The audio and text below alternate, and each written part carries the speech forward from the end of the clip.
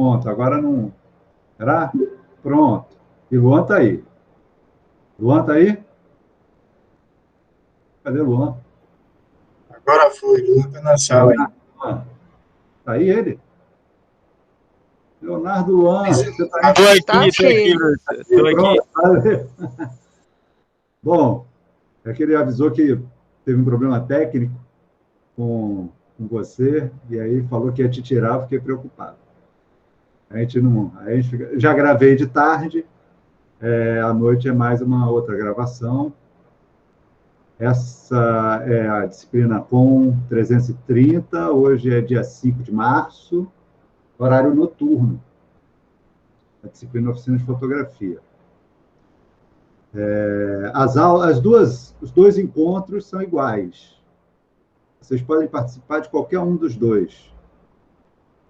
E podem ter acesso também a qualquer um dos dois, que não deve ter muita diferença.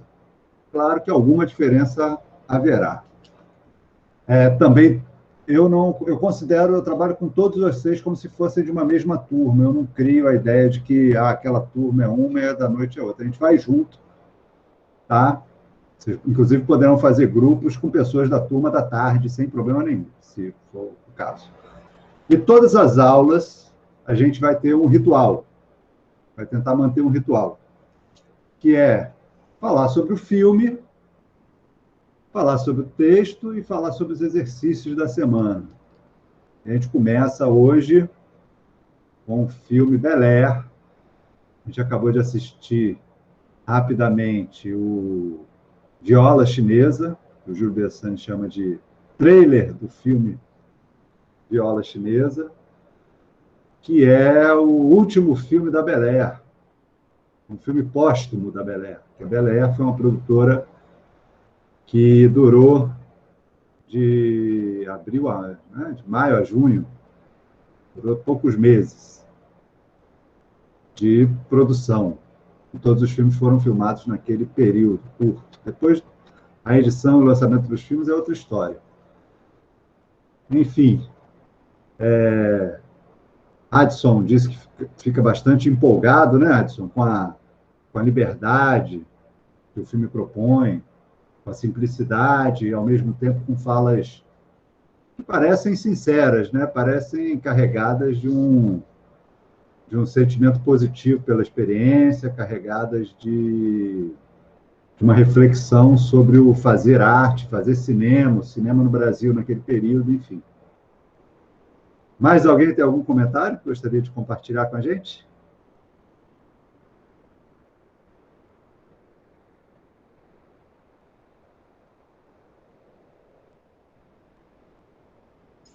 Eu gostei do que eles falaram no final, que fala algo sobre que eles estavam falando que não foi divulgado nas salas, alguma coisa assim, que não entrou nas salas, mas que esse tipo de cinema é o sopro do que virá, algo assim. Não estou lembrada da frase correta agora. Mas como algo que mais adiante vão entender o que você estava fazendo. Eu gostei disso. Não sou muito entendida de cinema, não, mas foi uma frase que me marcou, assim.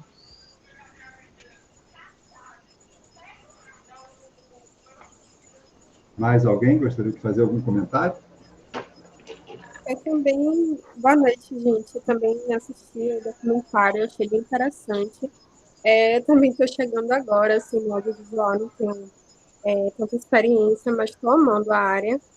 E eu gostei muito da estética, assim, em geral, é bem convidativa no documentário, convida mesmo a pessoa a adentrar a todas aquelas referências. Eu anotei até várias referências, né, que eles falam sobre O Anjo Nasceu, filmes que eu também não conhecia, da década de 70. Eu gostei muito de uma provocação que uma pessoa fez, eu não lembro o nome, mas ele falou assim, o que te leva a fazer alguma coisa? E parte muito do que é fazer o cinema, né? O que te leva a fazer? Qual é a provocação? Qual é o seu sentimento de fazer algo? Por que você está fazendo isso, sabe? E eu fiquei pensando muito também, porque eu recentemente comecei a desenvolver um projeto e parto muito da indignação. Eu acho que essa provocação do que te leva a fazer o cinema parte muito também dessa parte sentimental, sabe? Que você tem em relação a alguma coisa, sua indignação também, que foi o meu caso, né? Que se tratava a respeito da degradação ambiental em uma cidade, aí por parte dos órgãos públicos também, que não estavam fazendo essa parte, e deixando a população de forma caótica mesmo em relação ao lixo e tal. Então, eu comecei a fazer algumas experimentações partindo da indignação, eu lembrei disso. Foi só isso mesmo.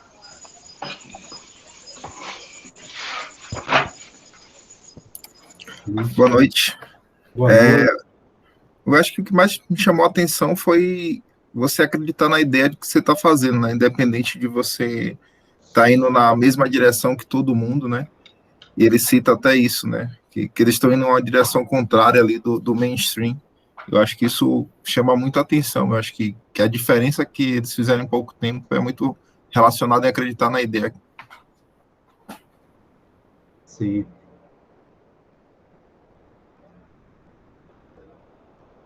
Mais alguém? Tem algum comentário sobre o filme?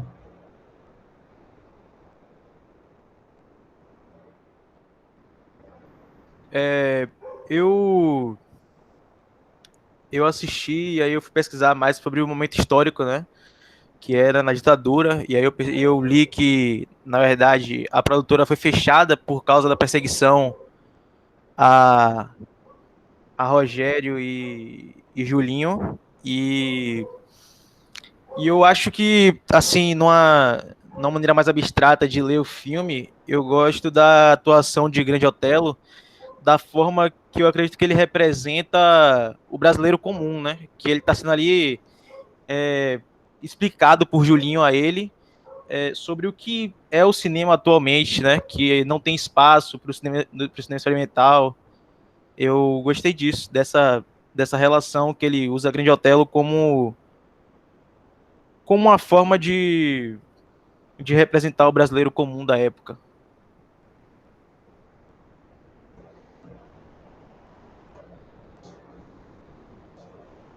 Sim. Mais alguém?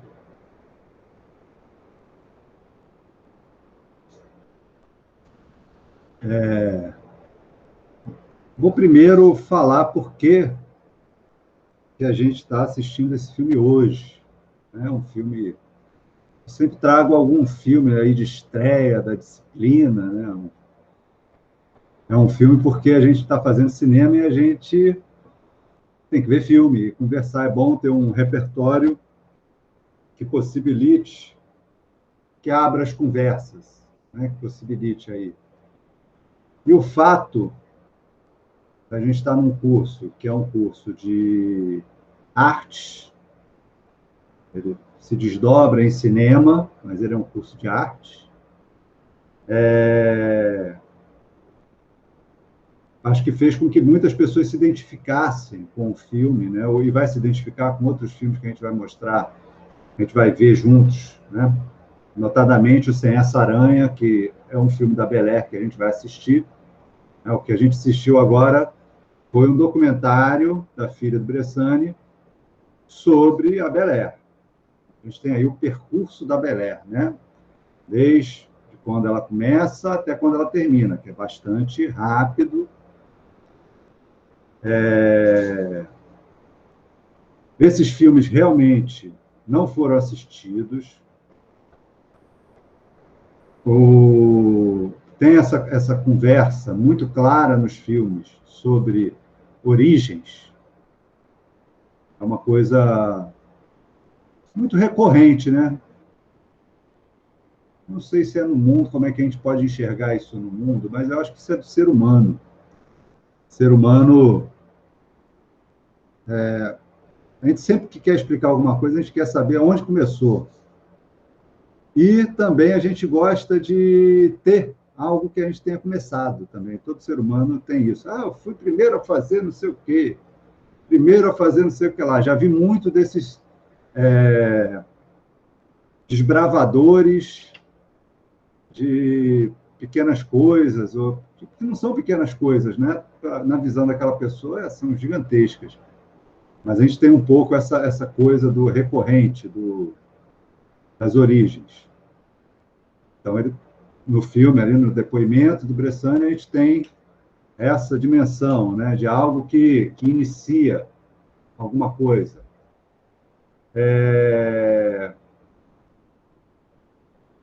De uma certa forma, né, a Bel Air é um desdobramento de muitas coisas, que procura se inserir no universo do cinema brasileiro. Mas o que eles fazem, de uma certa forma, está dialogando muito mais com o pós-cinema, algo que naquela época está sendo chamado de cinema expandido, que é quando o cinema começa a entrar nas artes plásticas. Tem muito de Andy Warhol, tem, né, de performance, os filmes deles são performáticos. O Bressani vai estar, né, dialogando aí com o Elliot Sica. Eles fazem filmes juntos em Nova York.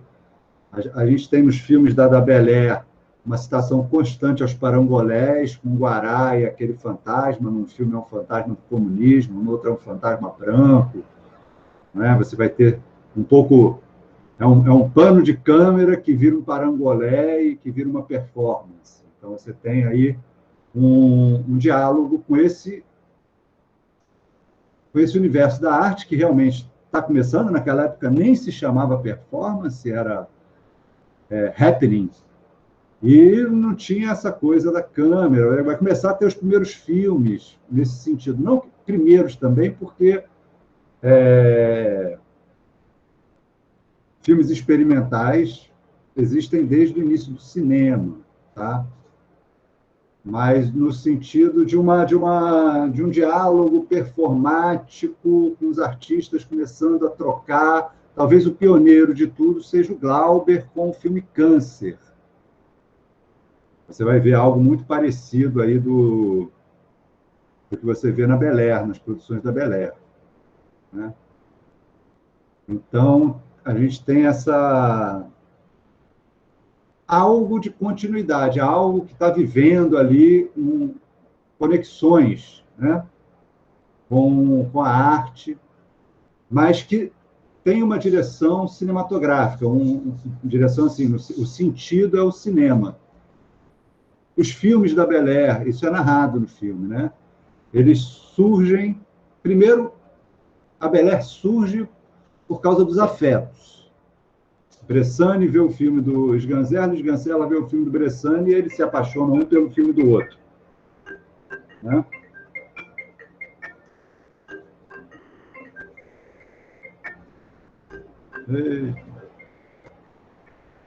Então, eles se apaixonam um pelo filme do outro e resolvem fazer alguma coisa juntos. O Bressani tinha ali um contrato, um acerto com o Severiano Ribeiro. Severiano Ribeiro é um grande distribuidor, acho que ele é pernambucano, não tenho certeza, é aqui do Nordeste. Começou aqui no Nordeste, depois foi para o Rio de Janeiro, e era o dono de várias salas. Tá? E a ocupação dessas salas tinha algumas estratégias que são bem diferentes das estratégias de hoje. As salas de cinema daquele período, o universo midiático é bem diferente disso que a gente vive hoje. Às vezes é difícil até fazer né, tentar entender com o olhar daquela época. Que as pessoas entravam no cinema, inclusive, para descansar. O cinema era barato. Uma sessão de tarde era R$1, R$2. Você ia para assistir, para ficar com um pouquinho de ar-condicionado. Eu vi muito filme no centro da cidade do Rio de Janeiro, no Cinema Patê, que era o único cinema que tinha sessão meio-dia, que era a hora do cara ir comer no ar-condicionado. Ele ia lá, sentava, abria sua marmita e ficava vendo o filme comendo. Era um refresco. Uma outra dimensão do que é entrar num cinema. Então, um filme chamado... Os filmes bastavam ter um nome e um cartaz. Né? E é nesse espaço, nessa rachadura entre o filme, o público e a possibilidade de um diálogo, enfim, de você entrar, dialogar com o público, é que o Bressani faz aí o Matou a Família e foi ao cinema, né? Imagina você entrar no cinema para almoçar, para assistir Matou a Família e foi ao cinema, não é? O cara podia estar levando na marmita ali umas galinhas, e lá, pelo menos no Rio, o pessoal fazia muito essa piada, né? Se alguém comia galinha, aí está comendo as colegas, né? Então podia ser entendido como de várias formas, mas principalmente como a manchete de jornal comum, não é? O jornal, os tabloides, né? Tem aquela música do Tom Zé, do jornal, que você... não é do Tom Zé, não, é do Miguel Gustavo, do jornal. Tom Zé também fala disso, do jornal que espreme e sai sangue, que hoje a gente vê aí os bocões da vida, né? Isso aí já havia lá na época do comprar jornal em papel, em folha de papel. E esses tabloides eram a comunicação, os veículos de comunicação com o povo, né? Ali que iam as fake news, as manchetes daquela época. E o Bressani, né, conseguiu, com o Severiano Ribeiro, esse espaço. Não é que o Severiano Ribeiro estivesse investindo em arte pop, né? Estivesse tentando abrir uma sala no MoMA. Né? E não é essa a questão. É muito mais a questão de que o filme atraía um determinado público que nem estava tão preocupado, mas já era uma tradição do cinema. Os filmes baseados em manchetes de jornal. O Crime da Mala, um dos grandes sucessos do cinema brasileiro da década de 20, 1920, alguma coisa, 18, sei lá, 1917. Não sei, o Crime da Mala, eu não sei qual é. Acho que é bem antes até, bem 17, 12. Pascoal Segreto, né? Esse filme, O Crime da Mala, acho que é do Pascoal Segreto, a companhia, que era o Severiano Ribeiro do século XIX. E é muito engraçado, porque o filme Bel Air, ele começa com um primeiro plano. Vocês lembram do primeiro plano do filme, quando ele abre, quando começa o documentário Bel Air? Alguém se lembra? O barco. O Leonardo falou aqui, o barco. A cena ampla do mar e do céu, e só a ponta do casco do barco. Isso. Só consegui 3 minutos, e é justamente isso, o barco indo até chegar. Isso. Um barco entrando na Baía de Guanabara. Aquilo ali é um fragmento, acho que, de um filme dos Ganzella, não sei se é Tudo é Brasil, é alguma filmagem já antiga dos Ganzella. A colagem é um recurso da arte pop, né, da arte moderna, vem lá da arte moderna, as colagens, mas ela na arte pop ela tem um outro significado. Né? A gente tira aí a Tropicália, a coisa das colagens, dos elementos na música, nas artes plásticas. Essa prefiguração de uma arte que está em várias plataformas e que junta um pedacinho de cada, que hoje a gente vive com muita naturalidade. Acho que naquela época, né, cinema era cinema, museu era museu, um livro era um livro, uma revista, as coisas eram mais... Cada um tinha o seu lugar. A gente vive num momento que herda um pouco essas primeiras experiências de colagem. Então, os filmes dos Ganzella e os filmes do Bressani, mas mais os filmes dos Ganzella, brincam muito com a coisa da colagem. Então, essa imagem ela aparece em vários filmes dos Ganzella, mas ela tem uma origem, eu não sei qual é o filme. Depois eu tenho que dar um dia, isso aparece para mim. Mas essa imagem do barco entrando na Baía de Guanabara é uma imagem mitológica para o cinema brasileiro. Porque havia um mito no cinema brasileiro, um só não, existem milhões...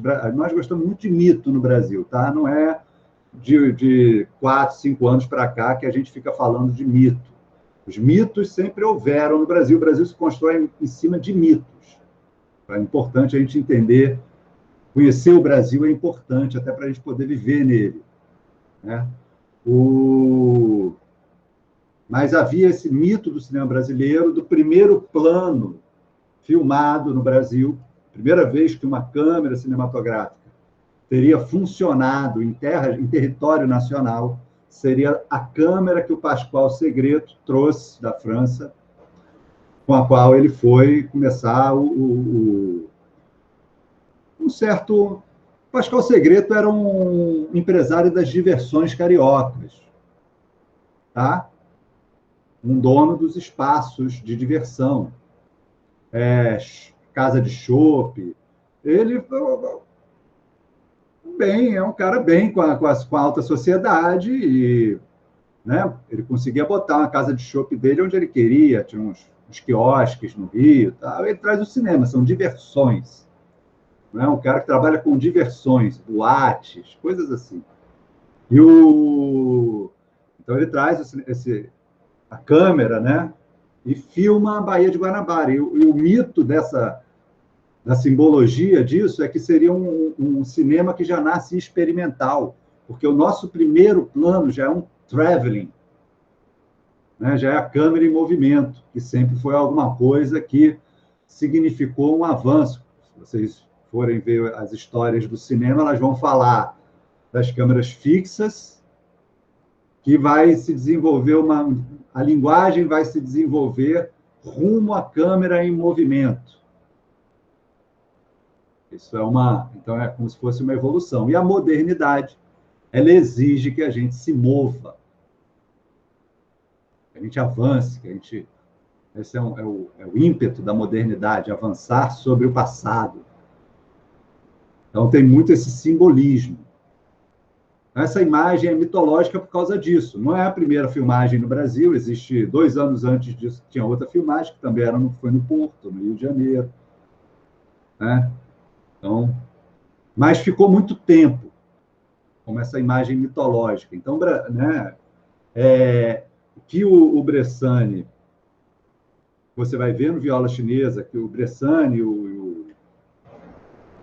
o Sganzerla fazem é um pouco se inserir como continuidade de alguma coisa e ruptura de outra.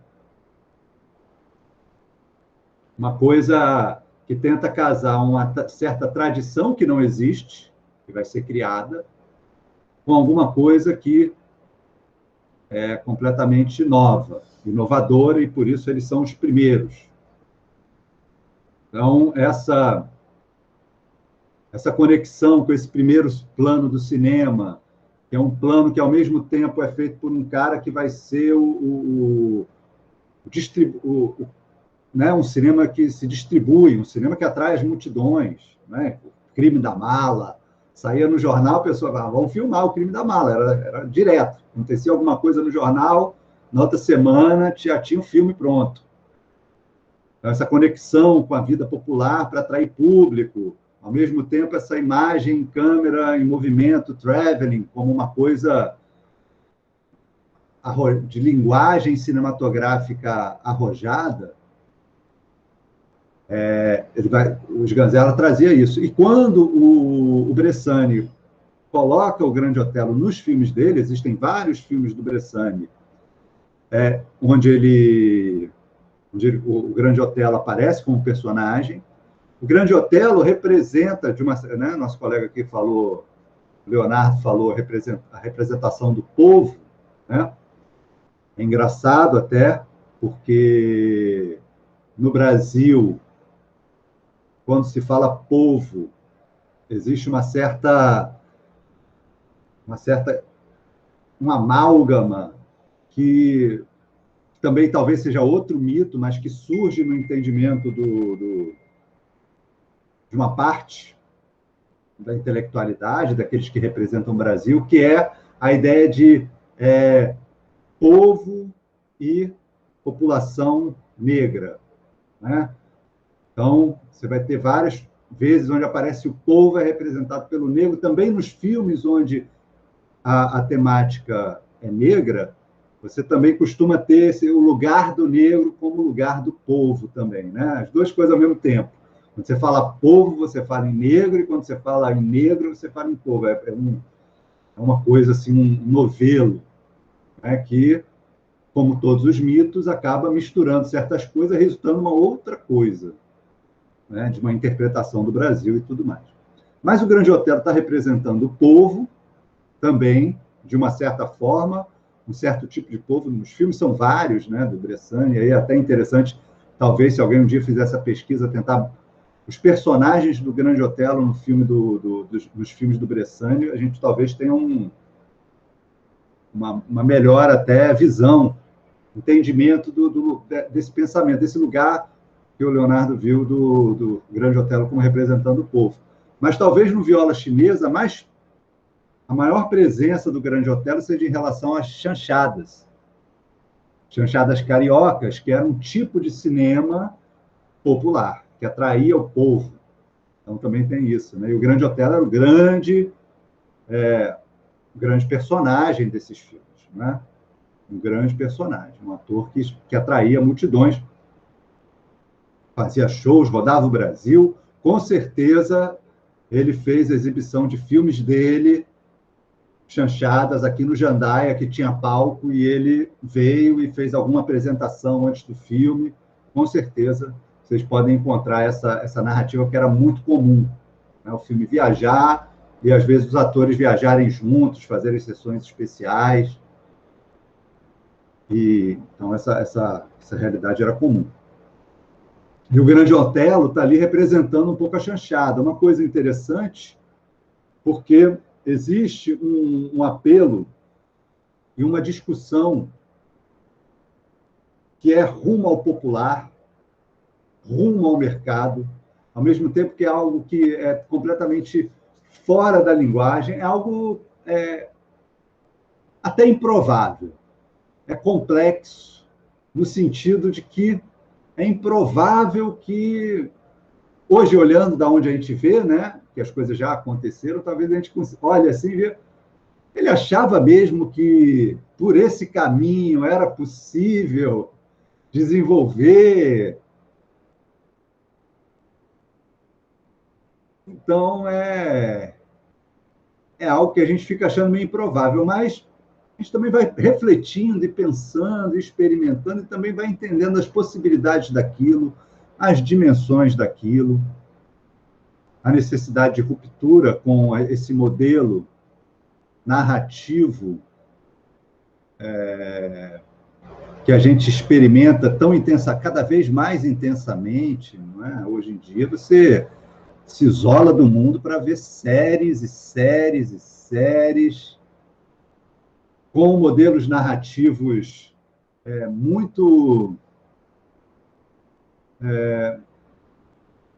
manjados, né? Eu só vi, que eu me lembre, inteira, eu só vi o Breaking Bad. Carnaval, que minha mulher estava grávida, eu fiquei... Ou minha mulher estava grávida, eu fiquei com ela em casa, aí eu vi Breaking Bad. Realmente a gente fica eletrizado. Mas chega no final, a sensação de tempo perdido.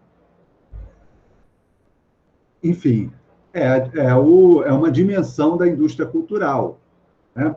Produzir um passatempo, algo que ocupe o tempo e que, enfim, recorrentemente você busca outra narrativa depois e vai consumindo aquilo.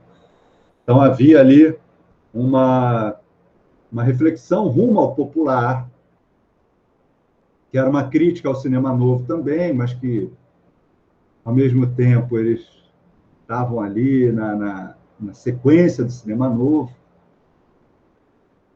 Enfim, é um tempo interessante para a gente estudar, porque dá algumas perspectivas, algumas coisas estão em debate. A sociedade daquele período, acho que tem muito a ver com a sociedade que a gente está vivendo hoje.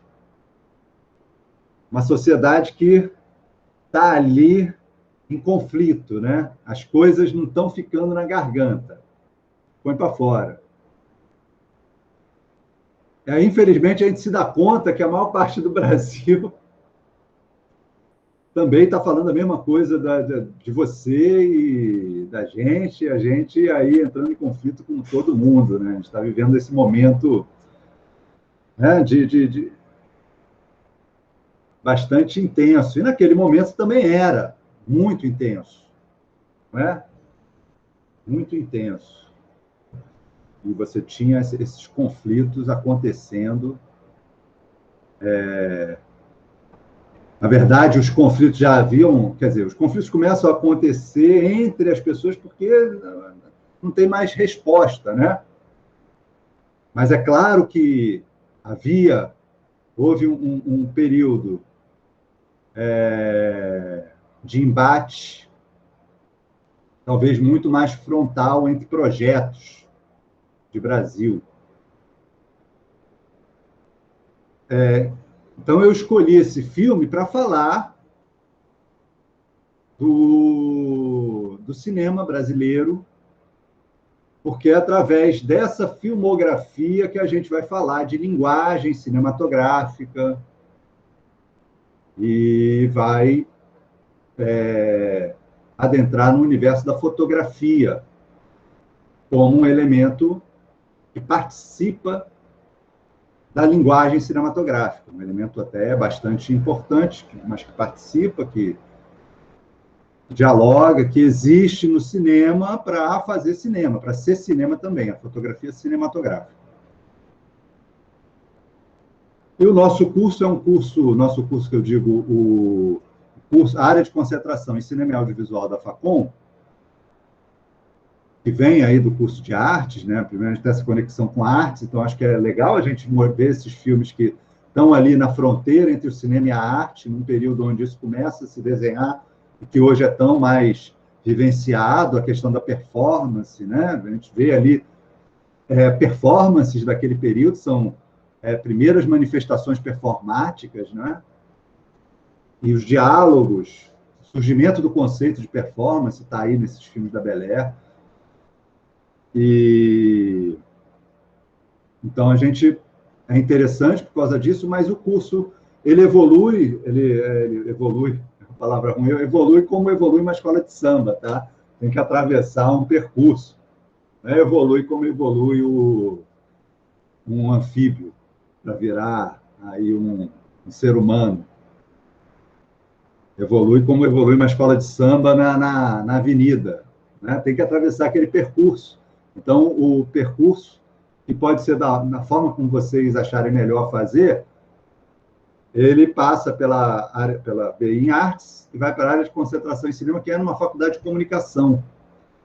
Os cursos de cinema, muito comumente, estão vinculados a faculdades de comunicação. Isso tem a ver, talvez, pela essa dimensão do cinema enquanto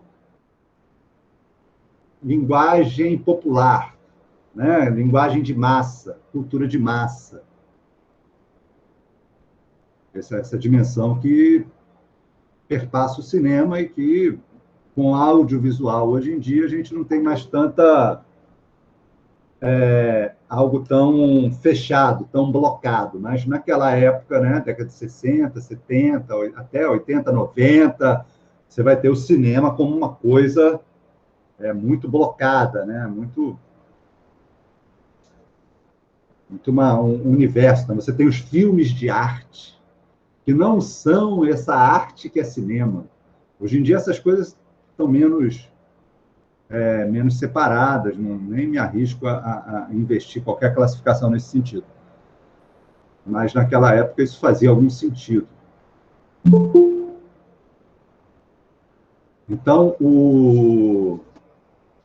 essa dimensão do popular, essa dimensão da arte está ali, né, em questão, está sendo debatida.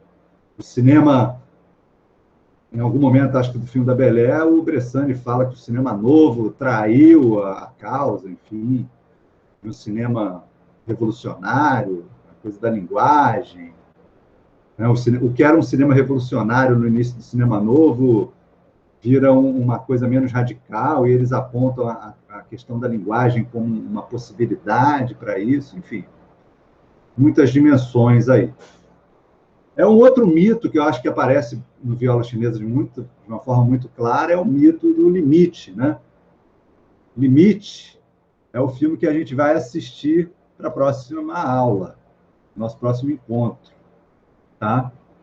E a gente vai também ler para o próximo encontro, para a semana que vem, o texto do Glauber chamado O Mito Limite, que é um texto que o Glauber escreveu sem ter visto o filme. Ele não havia visto o filme e escreveu O Mito Limite.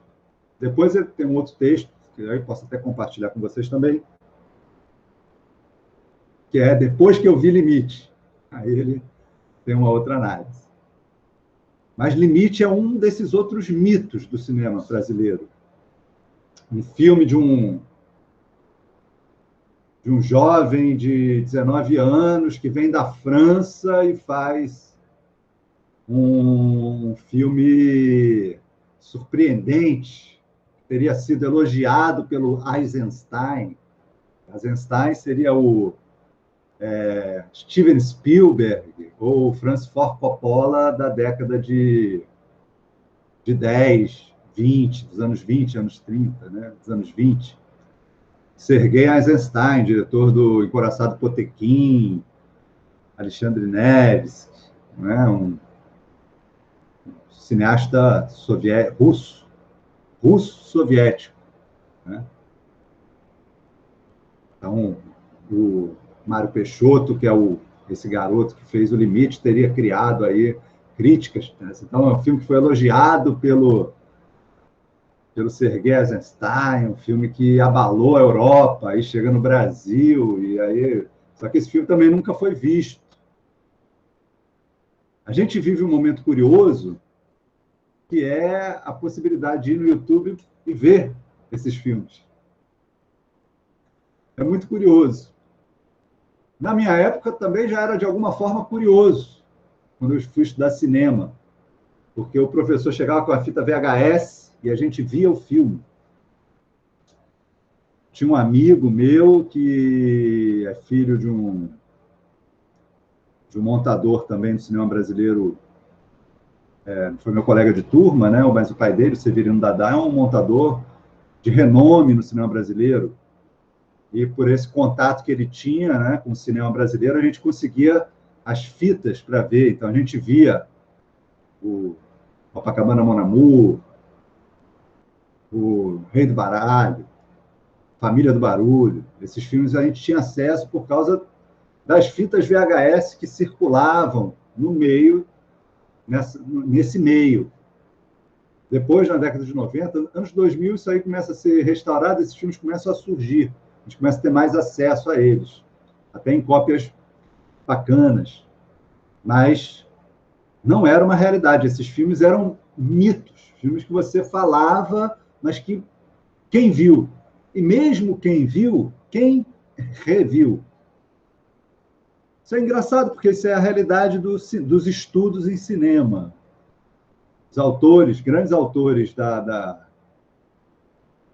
que estudam o cinema, né? André Bazin, Christian Metz, que vão ao longo da década de 50, 60, construir uma teorias sobre o cinema, né? Vão dar continuidade às teorias do cinema, elas surgem com o próprio cinema, mas elas vão... As que nos influenciam na modernidade passam muito por Christian Metz, André Bazin, e é engraçado porque às vezes um autor chega a falar que escreveu um texto inteiramente sobre um filme que ele achava que era o filme que ele tinha visto, mas quando escreveu o texto, a memória o traiu. Então ele construiu, às vezes tem teorias sobre filmes e quando você vai ver, aquilo que está dito não aparece no filme. Cenas inteiras, descrições inteiras. Porque o cinema era essa qualidade de materiais etéreos, né? Eternos e etéreos ao mesmo tempo. Os primeiros filmes pegavam fogo, combustão espontânea. E no Brasil, qualquer filme está condenado a sumir porque a gente não tem política de preservação. Então, os nossos filmes estão condenados a virar mitos.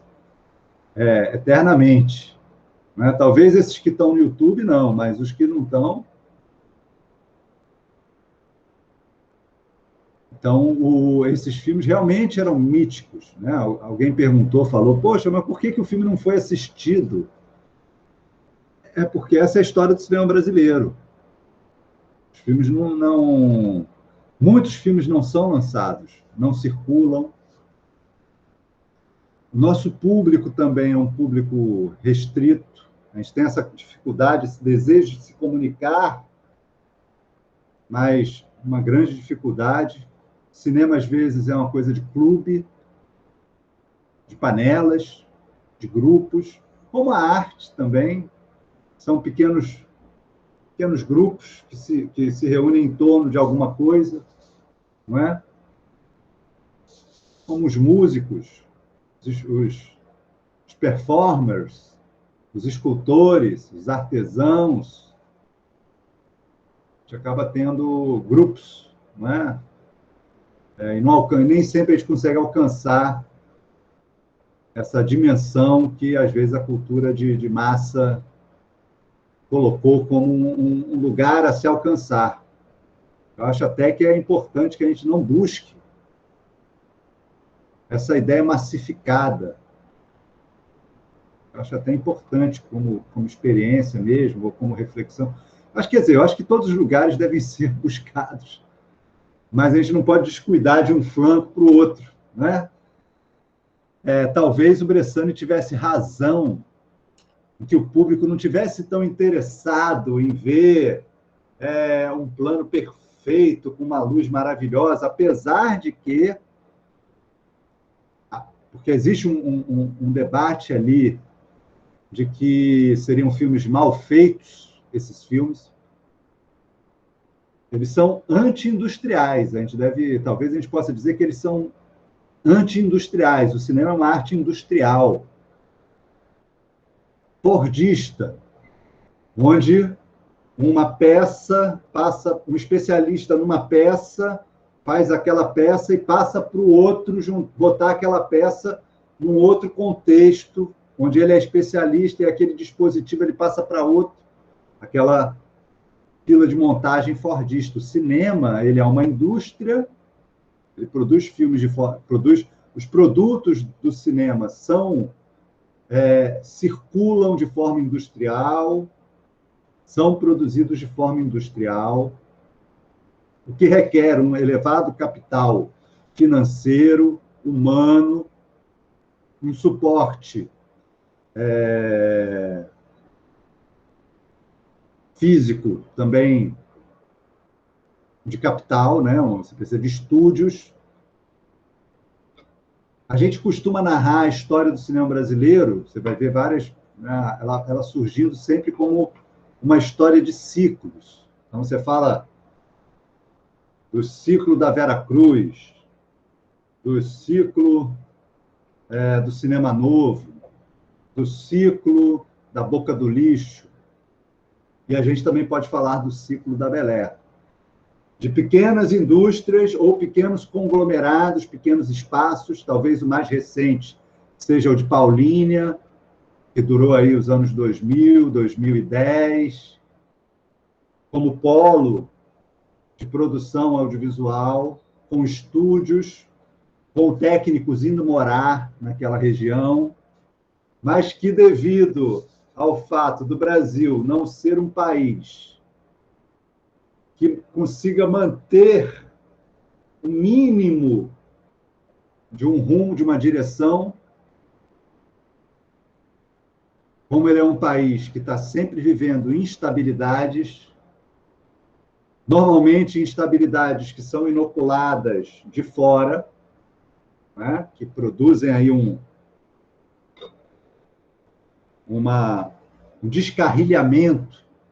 Né? O nosso Brasil sempre parece que vai, alguém dá um jeito de botar aquela madeira na roda da frente da bicicleta para... É o Brasil, né? Então, isso acontece constantemente, não é?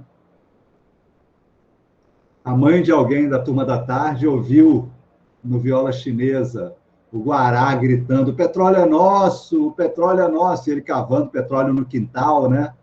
Essa imagem de cavar o petróleo no quintal, que o Vargas, né, com o nacionalismo dele, implanta, e que cria um círculo nacionalista virtuoso de indústria, industrialização, modernização, e que, conforme o Brasil vai crescendo, vai fazendo com que o povo, representado pelo grande Otelo aí no filme, né, ganhe também algum dinheiro, possa se organizar, possa produzir, possa se envolver. E aí, quando, na década de 60, esse povo que começa a se organizar, começa a ter gás, não precisa mais se preocupar tanto com o que vai comer hoje, ou que a comida que poderia ter amanhã, porque hoje não tem, o teto, quando o povo consegue sair desse espaço, né, de miséria, ele começa também a ver, né, eu posso fazer aqui, posso fazer negócios, posso construir um carro movido a água, e aí esse povo, uma certa elite do Brasil, muito seduzida por ideais estrangeiros, né, de não dá para ser assim. Esse povo, eu preciso de escravos aqui preciso escravizar a gente para poder sustentar meu padrão de vida, né? Então, a gente sempre, quando esse povo começa a se organizar, é constante, né? Esse ataque, essa desarrumação. Não é um ataque a nada, não é um ataque... É simplesmente uma desarrumação, tipo, não gostei desse jogo, vou pegar a bola e vou zunir, vou furar, vou levar embora. Não tem nada de ideologia, não é ideologia uma esquerda contra a direita, não tem nada disso. Aí é uma máscara dessa questão, né? E, enfim, a Bel Air, ela padece de um momento desse, né? A década de 70, o início da década de 70, é o momento onde mais pessoas são assassinadas no Brasil por conta da ditadura civil-militar que havia se instituído na década de 60. Né? A década de 70, o que restou das pessoas que que ainda acreditavam que os movimentos populares poderiam avançar, né? O que restou, ou mesmo, porque já tinham passado, essas pessoas já tinham ido. Na verdade, o que se instaurou foi o período do terror, né? Qualquer um que eu quisesse, se alguém não gostar de mim, ligava, ó, gente, o cara falou contra o presidente, está gravado. Então, naquele período, havia essa coisa do dedo duro, né? Qualquer briga de vizinho, você chamava a polícia e falava, ó, é comunista, e aí ele sumia. Era uma coisa, né, até prática. Isso aparece em vários filmes nacionais, aparece essa dimensão do dedo duro, X9, né, e dessa eficiência da polícia da polícia política em fazer as pessoas sumirem. Então, os filmes das pessoas somem. Acontece, isso é recorrente. E o Júlio Bressani e o Luiz Ganzella somem. Eles têm que sumir. E é muito curioso, né? A história ali, o Bel Air conta essa história, o documentário conta essa história, e é muito curioso, né? Porque o Júlio Bressani, ele é um jovem da zona sul do Rio de Janeiro.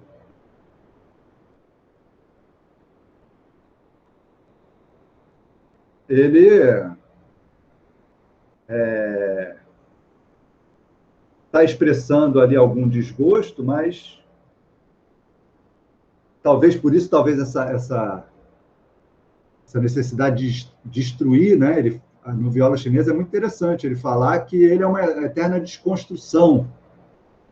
Ele tem que desconstruir aquilo, porque ele é daquela região. Tanto que um militar, um general, chama o pai dele e fala, ó, seu filho, ele vai ser preso, dá um jeito. Porque eu tô aqui segurando, mas o nome dele está circulando aí. Qualquer hora alguém some com ele. E o pai fala, meu filho, chama ele, os Ganzella, chama e fala, meus filhos, vocês estão com problema, vamos resolver isso aí, vocês vão para a Europa. Né? Uma passagem para a Europa. Então, assim, é quase como na minha época era ter a gente chamava de pistolão para tirar do serviço militar. Eu tive um pistolão. Depois de passar por isso, que eu fui descobrir que não precisava de pistolão nenhum.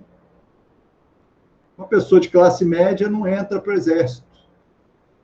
Classe média baixa. Eles queriam Quer dizer, quando eu fui fazer meu alistamento militar, os tenentes me chamaram, viram, você é branca, de olho azul, né? Senta aqui. Eles ficaram, a prova toda do serviço militar, eles ficaram do meu lado. Entra na AMAN, na escola de cadetes, escola aqui, tentando fazer minha cabeça para entrar por ali, porque eu já ia virar de tenente direto. Não chegavam em qualquer um. Muito provavelmente escolheram assim. Mas eu tive um pistolão, fui lá falar com o coronel, e o coronel... Não, tranquilo. Então, essa coisa, né, de familiar, essa coisa de proximidades, de laços, que também está nesse cinema, esse é um cinema de afetos, de laços, pessoas, né, é um grupo, é outro, que se coloca, se sente como grupo, e é tão importante ser um grupo que você precisa ter um inimigo. O inimigo deles era o pessoal do Cinema Novo, que estava ajudando na criação da Embrafilme. Estava tentando fazer com que esse círculo que o Cinema Novo tinha iniciado não se fechasse, não se encerrasse, ele desse continuidade na Embrafilme. Tentando romper com isso que a gente pode chamar de uma certa maldição do Brasil, que é ter os nossos círculos virtuosos interrompidos por bobagem, normalmente. Bobagem não, porque quase... Mas né? Bobagem, mas é. Imagina, a gente vivia um tempo onde o planeta podia explodir. Explodir por quê? Por bobagem, né? Não gosto de você, pá! Quer saber também? Pá! Explodiu o planeta. Ficava aí nessa... Mas essa relação, né, entre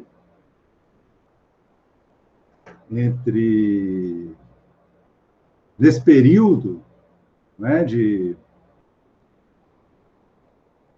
sumiço de pessoas, foi que fez com que os Ganzella e o Júlio Bressani saíssem do Brasil e a Bel Air fosse interrompida e os filmes também fossem finalizados no exterior e sumissem também, quase não foram exibidos. Foram exibidos assim, numa sessão especial, num encontro, no museu. A carreira deles foi... não chegaram ao cinema, salas de cinema, né? A carreira foi uma carreira marginal. Né? Esse é um núcleo de um cinema que a gente chama de cinema marginal. Vai aparecer as artes plásticas, né, conectadas ao tema da marginalidade, o Hélio de Sica, a Marginália, né, a obra que também vai dialogar aí com a Tropicália, né, existe uma evolução da Marginália para a Tropicália, enfim, e que vai constituir a cultura pop no Brasil. Então, é um filme que está conectado, é um cinema, está conectado com vários elementos que fazem a gente entender, né? Entender não no sentido de que a gente vai chegar a uma conclusão, a gente tem uma conclusão, né? A resposta, mas faz a gente ligar alguns fios, e que faz a gente também, e que ajudam a gente a pensar o momento que a gente está vivendo, porque a gente está vivendo um momento de rompimento de um ciclo virtuoso do cinema. A Ancine, a gente vinha num desenvolvimento constante, né, num fluxo constante de desenvolvimento da cinematografia no Brasil, de produções, de ocupação de sala, né? Gerado aí por uma política acertada de fazer com que os impostos do mercado cinematográfico fossem revertidos para o próprio mercado cinematográfico nacional. As nossas imagens são imagens, domínio sobre o imaginário, é um pouco domínio sobre boa parte da economia, né? De qualquer lugar. É muito engraçado esse domínio da China, é muito revelador sobre isso, porque no início da ascensão chinesa na economia mundial, a China fazia bugigangas. Era isso? A gente falava alguma coisa, isso veio da China.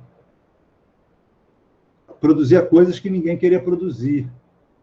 E com isso a China começou a fazer o chapéu típico do tal lugar, de tal lugar, de tal lugar, a vuvuzela do não sei o quê, as coisinhas típicas do lugar, a China começou a produzir. A miçanga. A China dominou o mundo produzindo miçangas. Olha que miçanga é um mercado fundamental na humanidade desde Satal e Ur, desde as cidades da Mesopotâmia, né? A miçanga é um mercado dos mais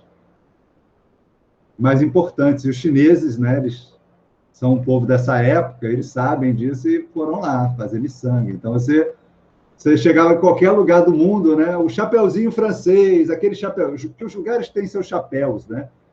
Ou suas fitas, um tipo de óculos, um tipo de bengala, um tipo de camisa. Então, as coisas típicas do mundo, a China fazia, miçangas. Então, dominar esse mercado do imaginário, né? Que aí eu estou comparando com as contas de vidro, né? O jogo das contas de vidro, das miçangas. Né? O jogo das contas de vidro. É um jogo fundamental na geopolítica também. Tá? Então, o cinema brasileiro dessa época, ele está se debatendo com isso. Assim como a gente vai se debater com isso, porque antes a gente tinha Ancine num ciclo virtuoso, onde eu imaginava também que ia ter um mercado profissional para trabalhar, né? Nessa época, no início, há 10 anos atrás, estava bombando a ideia do Film Commission na Bahia, Film Commission no Rio de Janeiro, Film Commission em Paulínia. Paulínia nasce com essa ideia do Film Commission, né, da cidade.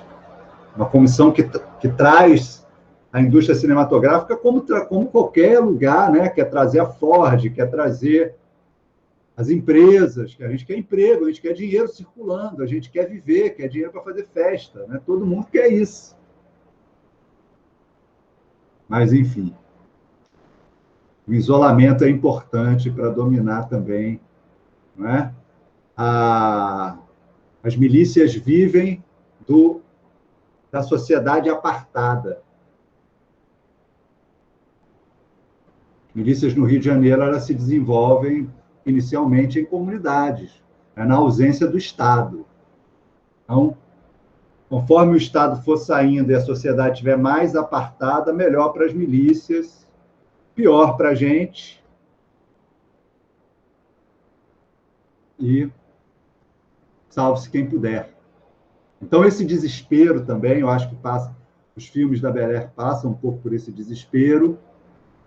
Tem um pouco essa ótica de pessoas bem-nascidas, classe média, né? Estão desconectados aí A gente acaba entendendo também essa história, porque o cinema era algo caro. Esse cinema dessa época já era mais barato do que o cinema industrial, onde você tem uma equipe de 200 pessoas para bancar, para poder fazer aquele produto, aquele filme, né? Uma equipe de técnicos. Ali você não tem. Você tem uma proposta de rompimento com esse cinema industrial. Tem o grupo de amigos fazendo um filme. um filme que surge não porque um roteirista escreveu a história e cada um vai cumprir com o seu papel para fazer com que aquele roteiro ganhe vida. Né? Então, tem os diálogos e o ator vai seguir o diálogo. A câmera vai fazer os planos segundo a decupagem técnica do diretor. A gente vai estudar isso também. Mas eu trouxe esse cinema porque talvez ele esteja mais próximo da gente do que esse outro cinema industrial. Pelo menos nessa disciplina, sim. Tá? Essa disciplina, a gente vai está focado em fotografia, em linguagem cinematográfica, porque a gente vai entender essa conexão da fotografia com o cinema, né? Como que a linguagem fotográfica vira essa linguagem cinematográfica. É importante dizer que a fotografia desses filmes ela é uma fotografia muito conectada com a fotografia moderna e contemporânea, principalmente contemporânea, fotografia. A gente vai ver aí a conexão do Miguel Rio Branco com esse tipo de cinema é umbilical, inclusive sendo fotógrafo de filmes do Bressani. Então, a fotografia contemporânea que a gente hoje em dia consome no mercado de arte, ela dialoga com esses filmes. Esses autores, eles não olhavam essa fotografia como algo descuidado, era muito pensado. O que eles questionavam era o esquema industrial. Era o esquema industrial do cinema, do grande cinema, do filme hollywoodiano, que era o impossível, e esse questionamento, né, você vai ter aí, o cinema novo já fazia, né, a questão dos manifestos do cinema novo e do cinema marginal também tem seus manifestos, assim como da arte, né? O século XX é o século dos manifestos, né? Mas os manifestos do cinema novo davam muito conta dessa impossibilidade de fazer um cinema de padrão hollywoodiano, de padrão europeu, orçamentos, né, baixos. Então, essa busca por um outro cinema. Mas mesmo esse cinema mais barato, que vai acontecer porque as câmeras ficam mais compactas, porque existe um barateamento no acesso aos materiais, mesmo esse cinema ainda está longe de grande parte da população. Mesmo esse cinema revolucionário ainda é feito pelos filhos de uma classe média, que tem algum acesso a equipamentos. Alguém tem que ir lá na Europa trazer, alguém tem que ir comprar, tem que fazer a importação, tem que ter um pistolão para deixar passar pela alfândega aquela câmera, aquele filme. Enfim. Então, é um cinema que está se debatendo com questões que são pessoais, questões que são nacionais, questões que são do próprio cinema. É muita efervescência, né? E eu acho que esse sentido de efervescência, eu acho que deve ser, que a gente deve capturar muito. Porque eu gosto de dizer que o cinema é uma coisa que não existe. O cinema não existe. Tá? Por que ele não existe? Porque ele não é nada, ele é a luz na parede, é sinal, é informação. Não existe um modelo de cinema que deva ser, não existe nada que diga que pessoa X vai gostar de tal filme. Eu posso apresentar um outro filme para as pessoas X e ela preferir, poxa, eu gostei mais desse que você me mostrou agora. Então, existe algo a ser criado, sempre. Por isso, talvez, a ideia dos manifestos o tempo inteiro, né? Tem que criar o novo. Mas existe sempre algo a ser criado. E eu acho que a gente deve principalmente vocês, talvez, eu acho que a geração de vocês, né, fazendo faculdade, normalmente, né, tem uma faixa etária, mas é uma faixa etária de quem olha para o... Né, tinha um filme chamado O Primeiro Ano do Resto de Nossas Vidas, que era um filme de uma turma de faculdade que se formava. É um filme americano. Primeiro ano do resto de nossas vidas. Então, é um pouco isso. A gente está numa fase onde o que a gente construir agora pode ser... Então, se há 10 anos atrás você podia construir uma ideia de que eu vou para São Paulo, porque lá o mercado está bombando, vou trabalhar em Paulínia. Isso acabou. Farinha pouca, meu pirão primeiro. Era isso que se falava na década de 70 sobre cinema, porque a farinha era pouca. Então, cada um que se virasse para pegar o seu pirão. Então, mercado, espaço. Ao mesmo tempo, hoje em dia, tem a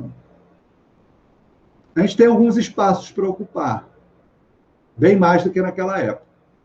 Tá? Então, esse filme ele vem como uma reflexão vasta sobre o cinema brasileiro. Na verdade, talvez essa primeira parte do curso, da disciplina, seja uma visita aos tempos do cinema brasileiro. Tá? Eu trouxe o filme da Belé porque ele representa esse miniciclo. Um miniciclo ali uma produtora que tem um ciclo muito curto, né, de 7 filmes. Mas a gente vai trazer aí, semana que vem a gente assiste O Limite, o mítico filme do Mário Peixoto, depois ele lê o texto do Glauber sobre o Limite, depois a gente assiste um filme do Deus, o Diabo na Terra do Sol, outro filme mítico, né, que reproduz toda a mítica do cinema, reproduz bastante da mítica que o Limite trazia para o cinema. E a gente segue aí no cinema marginal, enfim, com outros filmes. Né? Enfim, alguém tem algum outro comentário sobre isso que eu falei, sobre os filmes que a gente viu? Alguém tem algo para me chamar a atenção? Eu falei alguma besteira?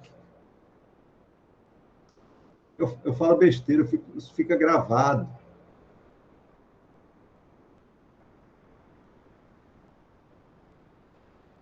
Eu estou tentando me corrigir, porque em aula é uma coisa, aqui gravado é outra.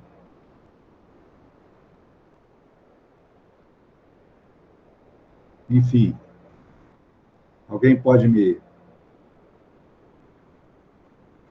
dar uma notícia? Está tudo certo?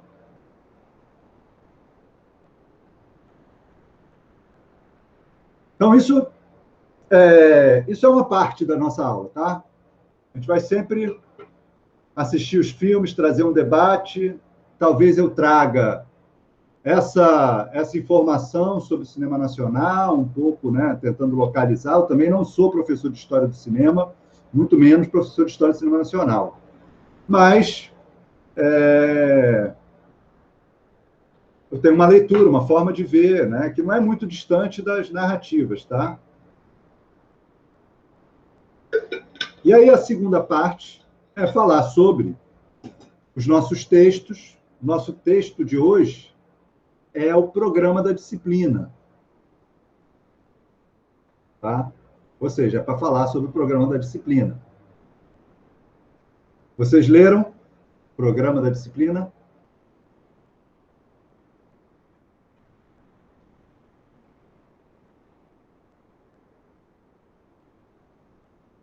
Alguém teria uma pergunta para fazer sobre o programa da disciplina?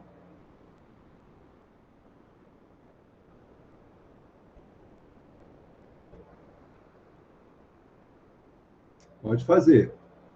Se tiver alguma dúvida. Alguém perguntou assim, como serão as atividades? O pessoal gostou que tem todos os exercícios. Vou falar um pouco sobre essa disciplina, esse curso, esse modelo, essa forma. A universidade, principalmente a universidade pública, é um lugar de experimentação, de construção do conhecimento. Aqui o conhecimento é algo para ser devolvido para a sociedade, não é algo para ser devolvido para o professor, para o dono da empresa, né? Eu te dou um negocinho, você me dá outro e eu lucro, e beleza. É um outro pensamento. A universidade pública é uma peça estratégica, tão estratégica que a população defende, e aqueles que querem que o povo, né, querem explorar a população, né? População todo, não povo, população, nós todos, né? Essa exploração das nossas riquezas depende de que a universidade ela não consiga cumprir com a sua função na sociedade. Então, ela é um lugar de desenvolvimento. Então, quando vocês estão aqui, né, é que nem um colégio de aplicação. Na verdade, a universidade é um colégio de aplicação, né? Esse colégio onde a gente vai experimentar fórmulas e formas. Então, eu estou fazendo uma experiência, aproveitando uma experiência, assim como o nosso curso também é um experimento. O curso de cinema da área em 2 ciclos, né? No curso de cinema, área de concentração, a gente não sabe nem nomear isso direito, desculpa, gente. É um negócio meio complicado, às vezes, até de nomear. Mas é uma área de concentração, não é? A gente não tem um curso de cinema ainda, a área de concentração em cinema, ela já é um experimento, né, de ensino de cinema vinculado a um outro curso em artes, né? Artes, desde a década de 90, que os cursos de cinema pensam e pretendem se passar para a área de artes, mas isso sempre foi algo... Hoje em dia, ele pode ocupar esses 2 lugares, você pode ter um curso de cinema vinculado a uma faculdade de artes ou de comunicação. Esses 2 lugares são privilegiados. O MEC permite, né? Então, foi uma guerra da década de 90. Mas antes, só comunicação. Então, já tem uma experiência aí nova, né, na constituição do curso. A ideia das cadeiras não serem, não reproduzirem o esquema fordista, né? A gente tem a disciplina de fotografia, mas a gente tem também a ideia de que na disciplina de fotografia você vai aprender parte do conhecimento referente à linguagem cinematográfica, né? Isso faz parte do programa da área de concentração. Então, já tem algo de inovação, algo desafiador, tá? Como professor, como alguém que foi formado numa outra escola. Então, é uma experiência. E esse momento EAD, eu acho que me instigou a produzir essa experiência EAD também, que é muito bom. Alguns professores, alguém me comentou entre meus colegas, como é fundamental que na discussão do EAD, as universidades públicas produzam o nível. O que deve ser o EAD? Assim, suba ao sarrafo, né? Então, é uma reflexão sobre o EAD.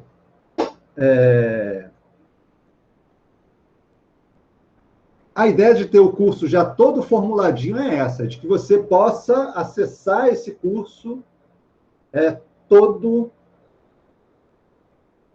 a partir desse material. Então, a princípio, para alcançar os conteúdos, a ideia é que esse material seja capaz de fazer você alcançar esses conteúdos. Tá? Então, a gente tem vários temas, e eles tentam produzir uma experiência. Você alcança esses conteúdos a partir de uma experiência. A experiência são os exercícios. Então, são 9 exercícios individuais que você vai realizar durante a disciplina. São exercícios muito simples, né? Primeiro exercício, você vai fazer para a aula que vem, É pegar uma folha de papel, colocar uma forma circular e fotografar essa forma circular sobre folha de papel. Depois que fotografar, ou até fazendo a fotografia, você pode fazer a fotografia pelo WhatsApp, e até enquanto está fazendo a fotografia, já está mandando. Você encaminha para esse número. Esse é o número da disciplina. Eu optei usar o WhatsApp para isso, justamente para que o acesso à disciplina seja praticamente gratuito. Tá? O WhatsApp, ele não, você pode ter um plano bem baratinho e mandar seus trabalhos pelo WhatsApp e não vai consumir seu plano de dados. Então, essa era a estratégia de usar o WhatsApp. Depois eu até fiquei preocupado, porque muita gente pode... Rolou essa coisa do saiam do WhatsApp, que o WhatsApp está roubando, não sei o que lá. Eu acho que tem um terror. O universo virtual é um universo onde se põe muito terror, muito medo, é um espaço de medo, né? O mais novo medo é a Deep Web, né? Hackers, os hackers. Né? Essa coisa, assim, é o lugar do terror. É claro que a gente tem que ter cuidado, mas a gente tem que enfrentar de frente também, eu acho. Enfim, é um questionamento aí muito, muito grande. Quem faz muito bem esse trabalho com maestria é o professor André Lemos. Quem quiser investigar isso aí, faça uma disciplina com ele, que ele é top nessa discussão. Mas houve esse medo das pessoas fugirem do WhatsApp, eu fiquei meio preocupado. Mas estamos aqui. Mas a ideia do WhatsApp é porque vários planos têm o WhatsApp como um serviço gratuito, que não consome o plano de dados. E como a gente vai receber material, vai trocar material pelo WhatsApp, foto, que é pesado, vídeo, PDF, não é só mensagem, então eu achei que o WhatsApp seria um bom dispositivo para isso. Então, a disciplina, ela é feita toda para você. Você pode simplesmente pegar aquele texto, está lá no programa, fazer os exercícios, me encaminhar os exercícios e pronto, você consegue sua aprovação. Pode fazer isso no último dia de aula ou amanhã. Professor, já fiz aqui, ó. Toma aqui os 10 exercícios, tal. Pronto. Está feito, você vai ser aprovado. Tá, né? Essa não é a preocupação, não é a minha preocupação. Mas a ideia é de que funciona. Até se alguém passar por essa experiência, é comum ter pessoas que passem por essa experiência de, infelizmente, ter que se ater à execução dos exercícios para conseguir aprovação, porque a vida é a vida, né? Nem todo mundo tem o mesmo tempo. É muito comum. Já tive alunos. Normalmente é por força maior, motivo de força maior, né? Ou saúde, ou ligada à paternidade, ou à maternidade, ou alguma coisa de trabalho, né? Necessidades materiais que nos tiram desse rumo e acabam fazendo com que a gente tenha que focar nisso. Então, qual é o exercício, como é que eu faço para terminar a disciplina? Então, isso não é nenhum demérito. E a disciplina está focada nessa expectativa de que você possa fazer isso. E se alguém passar por essa experiência, depois converse comigo, porque eu quero aprender como é que foi fazer a disciplina só acompanhando ali, né, no material. Depois a gente conversa, vai ser um enriquecedor para mim nessa pesquisa, tá? Mas essa é a dimensão, é uma das dimensões que eu considero no EAD, que é uma dimensão que eu estou tentando trabalhar de algumas formas, né? Tem a questão uma certa questão técnica, né, que é o ensinar a fazer, faça assim. Existe uma expectativa muito grande em relação à fotografia. A fotografia, muitas vezes, é um curso que as pessoas procuram para aprender a mexer numa câmera. A proposta também, você pega a ementa, talvez, a ementa que está lá no sistema mais antiga, ela reproduz um pouco essa ideia, né? Câmeras, filtros, lente, obturador, você vai ver a programa, a ementa da disciplina são as peças da câmera, né? Lente, negativo, sensor, filtro. A ementa é isso, é engraçado. Mas existe essa dimensão da fotografia, né, que é mexer em máquina, ajustar o diafragma, o ISO, o obturador, o ganho, enfim, trocar a lente, escolher a lente, enfim, o tamanho do arquivo, o tipo de arquivo, 422, quantos bits por segundo, enfim, existe essa dimensão. E essa dimensão, eu acredito que ela a melhor forma de a gente acessar ela é tabelinha, são recursos, ela demanda recursos didáticos específicos que não funcionam tão bem nesse momento aqui, por exemplo. Nesse momento aqui não é muito melhor você ter um vídeo gravado, tem vários no YouTube, que aí a gente pode ir compartilhando algum ou outro, quem tivesse interesse, a gente vai conversar. Né? Eu já vi que o Luciano é fotógrafo, né? Já deve ter algum interesse aí em lentes, câmeras, modelos, deve ter outras pessoas aqui que também têm essa demanda, essa preocupação, né? Então, essa é uma dimensão que eu acho que muito facilmente a gente acessa num bom tutorial, um bom vídeo que compacte a informação, porque às vezes você quer saber qual a quantidade de luz que tem entre o diafragma 4 e o 8. Aí você vai assistir uma aula que vai falar de Júlio Bressani, que vai falar para catar aquela informação que está ali. Então, essa informação, se ela tiver num vídeo objetivo que explique diafragma, se você tiver um resumo, uma tabelinha, um pequeno caderno, com aquele tipo de informação que cabe na borracha que você anota para fazer a prova de física, né? Você pega e anota ali no cantinho do papel, é a fórmula da velocidade, delta, P, aquelas coisas que você não decora nunca, que você sempre... Mas é menos ou é mais, e aquilo pode estragar a sua prova, que não chega nem a ser uma cola, né? Eu não acho nem que isso é cola. Eu tinha professores que colocavam essas fórmulas no quadro, porque isso não era importante decorar aquilo, era importante saber usar. Decorar aquilo. Então, aquelas coisas que você...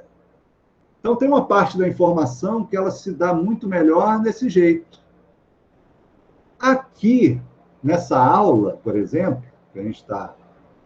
Eu espero não falar tanto, tá? Eu espero ouvir muito de vocês. Espero que vocês tragam perguntas, tragam questões, e tragam opiniões, tragam reflexões. Eu queria que isso aqui fosse mais uma conversa, tá? Então, eu acho que é uma outra dimensão da troca, da conversa. Então, eu acho que o processo total de ensino e aprendizagem ele é multidimensional, ele tem várias, né? Tem várias dimensões aí. E então cada coisa que está na disciplina, né, ela tem um objetivo, tá? Tenta atender uma demanda. Então, o principal aqui são os exercícios. Semana a semana, os exercícios é o que eu acho que é o conteúdo central. O resto é blá, blá, blá. Que é um filme do André Tonati, um outro filme de cinema marginal, blá, blá, blá. Tá? Blá, blá, blá, assim, porque é aquela coisa que vai Você não vai aprender nada, não estou ensinando nada a ninguém. Eu estou falando sobre leituras de mundo, visões, interpretações. Você pode discordar de mim, a gente pode conversar e a gente pode... Não é? É diálogo. O que a gente vai aprender, a gente aprende junto. É dialógico. Tá? É uma troca de experiências. É uma dimensão. Essa dimensão, você pode ter comigo, eu não sou o vetor dessa experiência. Não é? Eu não sou o produtor dos memes. Não sou o robô que produz os memes e que vai todo mundo atrás. Não é? O objetivo não é esse. O objetivo é possibilitar a troca, né? Organizador do Baba, talvez. Então, eu espero que a gente troque bastante ideia, né, nesses encontros. Então, eu visualizo que esses encontros, né, eu espero que depois eu consiga transpor isso quando a gente terminar a pandemia, que eu possa, talvez, manter algumas coisas EAD na disciplina. Em vez de a gente ficar 4 horas na sala, a gente fica 2, e as outras coisas você acessa pela internet. Pode acessar até ali mesmo, na aula, na sala. A gente já fazia um pouco isso, tá? Porque a disciplina tem uma parte que é presencial, outra parte que é prática, tem várias divisões na própria carga horária da disciplina, então isso já acontecia, mas eu realmente acho que a gente evolui por aí. Então, o centro são esses 9 exercícios individuais que compõem uma das notas, de 0 a 10. Uma nota é exercícios individuais. São 9 ao todo. Então, você completa 9 pontos. Cada exercício vale 1. 9 pontos. Só que se você entregar esse exercício, por exemplo, da semana que vem até quarta-feira, você ganha 1/10. Se você entregar até quarta-feira, ganha 1/10. Isso faz com que a cada exercício que você entregue dentro do prazo até quarta-feira, você ganhando 1/10, quando chegar no último, no 9º, você vai ter 9,9 se você fizer todos, entregando sempre nas quartas-feiras. Você fica com uma nota 9,9, que é 10 já. 9,9 já é 10. Tá? E aí você ganhou uma nota. E essa nota vale peso 2. E tem um outro exercício que vale peso 1, que é o exercício final, que é em grupo. É em grupo de 2 até 4 pessoas. Tá? 2, 3 ou 4 pessoas.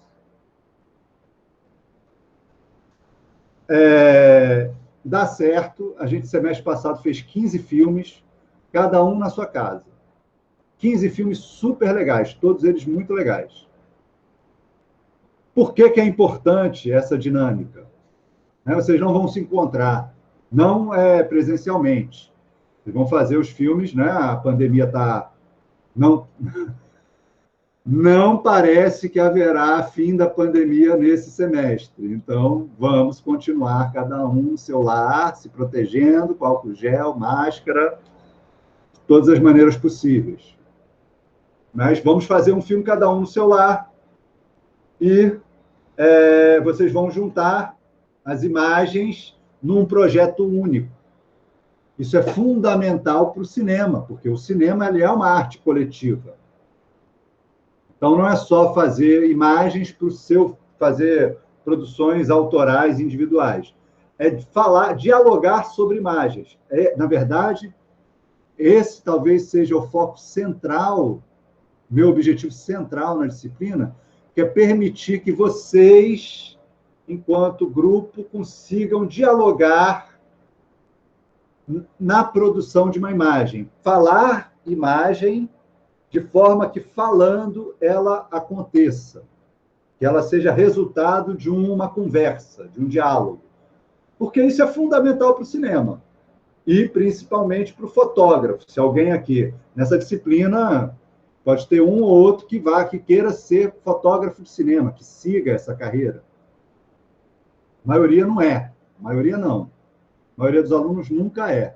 Mas tem 2, 3, 4 que querem, que gostam e que querem trabalhar com fotografia de cinema. Então, esse aqui seria um primeiro passo para estabelecer uma linguagem que permita que você, enquanto fotógrafo, consiga dialogar com uma equipe. E que a equipe, se você quer ser diretor, se você quer ser diretor de arte, se você quer ser ator, se você quer ser performer, mas precisa de alguém que te filme, você possa pensar e dialogar, né, por imagens. O objetivo não é ensinar a forma certa de dialogar por imagens. É ensinar, explorar uma linguagem comum, criar um pequeno dicionário que a gente possa trocar e perceber que a gente precisa criar pontos de contato para realizar essas trocas. Por isso que o coroamento da disciplina é esse filme que vocês vão fazer juntos. Porque é nesse filme que vocês vão poder ver se está funcionando essa possibilidade de criar diálogo, pensar por imagem, tá? Aí esse exercício também vale 10, nota de 0 a 10, é um exercício em grupo, então os membros do grupo ganham cada um a nota do grupo. E aí, somando esses dois trabalhos, eu tiro a média ponderada, e aí você tem lá a sua nota 10. Ah, mas eu não consegui entregar os trabalhos sempre nas quartas-feiras. Na verdade, eu não consegui entregar nenhum, entreguei todos. Vou ficar com um ponto a menos, aí minha nota vai ficar... Poderia ficar, né? Não consegui, a nota serve para isso, para diferenciar, né? Então, se você tem acesso... Se você, quando está estudando, recebe suco, lanchinho, a internet funciona, tudo é mil maravilhas para você, não, fatalmente sua nota, seu mérito será lá em cima, né? Se você estuda no ônibus, lancha um amendoim, bebe água porque entrou no cinema porque ali tem água, seu mérito vai corresponder à sua, né? Então, nota serve para isso. Já deu para ver que eu não gosto de nota. Por mim, a disciplina seria aprovado ou reprovado só. Mas existe uma coisa aí no BI, que também é uma coisa que eu acho talvez o ponto mais fraco do BI, que é a questão do score para alcançar alguns cursos de progressão linear. Então, existe uma disputa por score. Eu sei que a minha disciplina, às vezes, muita gente vem aqui para tirar essa nota 10. Eu prometo mesmo. Prometo no sentido de que eu não avalio se, mas o seu filme foi melhor, merece 10. Seu filme foi pior, merece 7,5. Seu filme... Não, eu não avalio assim. Eu avalio os exercícios que vocês entregam. Você entregou o exercício, ganhou nota. Não entregou, passou pela essa experiência, você te atravessou, pronto, você está aprovado nessa disciplina. Essa disciplina, ela não depende, ela não... Talvez todos os cursos de arte devam ter a mesma característica, né? Mas não é uma coisa que você precisa provar habilidade para exercer a atividade. Né? Você não precisa provar que você faz o cálculo estrutural correto para poder construir uma ponte. Tá? Eu acredito que nesse tipo de ensinamento, né, de qualificação, eu preciso saber exatamente que você sabe que, né, você tem que acertar o cálculo estrutural. Mas eu acho que mesmo nessa situação, você ou acerta ou não acerta, não tem meio termo, né? Eu acho até uma discussão, talvez até grande, mas essa coisa da nota tem um pouco a ver, talvez deva ser abolido mesmo, porque tem a ver com ranquear as pessoas. Tem a ver com essa, enfim, então é uma questão. Mas eu, por exemplo, não... para mim é até um pouco difícil dar nota. Então, é claro que minhas notas são diferentes, porque né? Não fica todo mundo com 10, porque nem todo mundo entrega todos os exercícios, nem todo mundo faz tudo, né? Enfim. Mas quem faz tudo fica com 10. Fez todos os exercícios, ficou com 10. Então, fez os 9 individuais, mas não entregou até quarta-feira, ficou sem um ponto. Isso vai baixar a nota. A nota iria para 9,8, uma coisa assim. Mas aí a gente tem um exercício extra, que você me entrega no final, e com esse exercício extra você ganha um ponto, e aí supera esse gap que ficou faltando ali para completar o 10, tá? Esse exercício extra, apesar dele aparecer como extra, eu gostaria que todos fizessem, é bem legal. Ele é muito complicado de ser explicado agora, tá? Vocês talvez só entendam ele lá no final. Ele funciona como um resumo da disciplina. Um grande resumo da disciplina. Mas a gente chega lá, não precisa ter pressa. Quando chegar na hora, ele fica fácil. Se eu for explicar agora, vai ser complicadíssimo. Tá? Então, tem essa dimensão do exercício extra, dos exercícios individuais, em grupo e do extra, né? Que cumprem que eu tento transformar esses exercícios num embate físico, né? Com a ferramenta que todo mundo tem, o celular, mais um embate físico com a realização audiovisual, tá? Então, é um ensinamento que vocês vão retirar de dentro de vocês, da experiência, tá? Então, assim, não tem certo e errado. É quase como um teste de Rorschach, né? Aquele teste psicotécnico, né? Porque é muito revelador, tá? E eu peço que vocês entreguem até quarta-feira de noite, né? Até a madrugada de quarta-feira para quinta-feira você manda para mim, pelo Zap. Porque pela nossa conversa individual. É ali que eu vou, né? Todos os trabalhos vão estar registrados na nossa conversa individual, tá? Eu vou recebendo por ali. E eu vou saber se você recebeu um vídeo, um comentário, por causa dessa conversa. Essa conversa vai ser guardada, é o registro da disciplina, a presença, tudo está ali. Não tem presença, tem os exercícios sendo entregues, tá? Então, esse exercício, vocês entregando até quarta-feira, eu junto todos, e na quinta-feira eu edito um vídeo e posto. Às vezes na quinta-feira mesmo, às vezes vai demorar um pouco mais na sexta de manhã. Porque esse vídeo, ele alimenta a nossa conversa, tá? Ele serve como ele vai servir como se fosse talvez até uma conexão entre a aula anterior e a aula próxima. No semestre letivo suplementar, o exercício eu passava antes da aula. Nesse mudou um pouquinho a localização. Então, os temas são um pouco... Ele serve como abertura e continuidade, tá? Vamos ver como é que desenvolve isso. Tem uma pequena mudança aí, mas faz parte dos meus experimentos. Mas é um exercício que é isso, ele é um enigma para você resolver, e é a partir desse embate com esse enigma que a gente vai aprender. Então, não tem certo e tem errado, tá? Tem entregar e não entregar. Entregou é 1, entregou.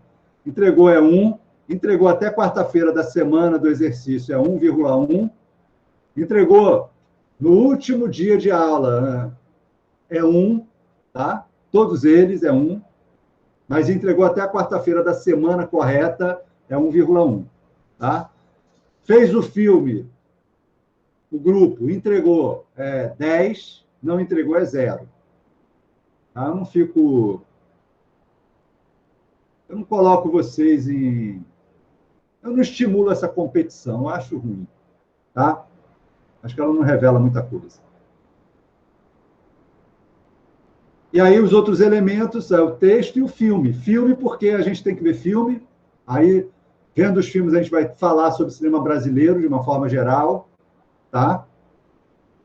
E lendo os textos, a gente vai também, né? Lendo os textos e vendo os filmes, a gente vai falar, em alguns textos, um pouco sobre cinema nacional, ver como é que essa discussão que envolve história, postura política, local de nascimento, né? Estou falando do local onde o cara nasceu, né? Do Leblon. O cara nasceu. É o sotaque do Leblon no cinema. Então, vai falar desses elementos, como esses elementos vão chegar e virar uma posição de câmera, um ajuste de diafragma. Eu acho que esse é o grande exercício desse profissional, que é o diretor de fotografia no cinema. Né? Conseguir captar esses elementos, né? Então, a gente vai falar... Então, os primeiros textos falam muito sobre cinema e linguagem, cinema e, enfim, esses elementos. E os textos, ao longo do curso, vão falando mais especificamente sobre o fazer cinematográfico, arte, enfim. Vocês vão vendo, aos poucos. Eu sugiro que vocês acompanhem a disciplina de forma, na forma como ela se propõe, semana a semana. Eu acho que é melhor rendimento, melhor aproveitamento, mas é o que eu acabei de falar. Não existe nada que te obrigue a isso. Vocês são plenamente livres para circular na disciplina como for melhor para a vida de vocês. Não precisa ficar me mandando atestado. Eu sei que, às vezes, é uma questão de amizade, né? E aí vocês têm esse canal individual de contato, que é o Zap, então, às vezes, você quer falar, olha, professor, aconteceu isso comigo, vou pedir desculpa, vou... Né? Você não é obrigado a dar satisfação nenhuma desse nível, mas eu sei que, de coração, a gente acaba querendo comunicar isso, tá? Eu vou agradecer, mas não precisa mandar a cópia, a foto, eu estou aqui na enfermaria, e fotografa para provar, não precisa nada disso, tá? A não ser que seja um exercício, você faz o exercício lá, estou na enfermaria, estou fazendo exercício, tá? Aí tudo bem, mas não precisa me provar nada, eu acredito em vocês. Tá bom? Alguém tem alguma dúvida? Eu vou parar de gravar aqui, que eu acho que eu já falei muito. Professor Luciano. Vou parar. Pronto, senão fica...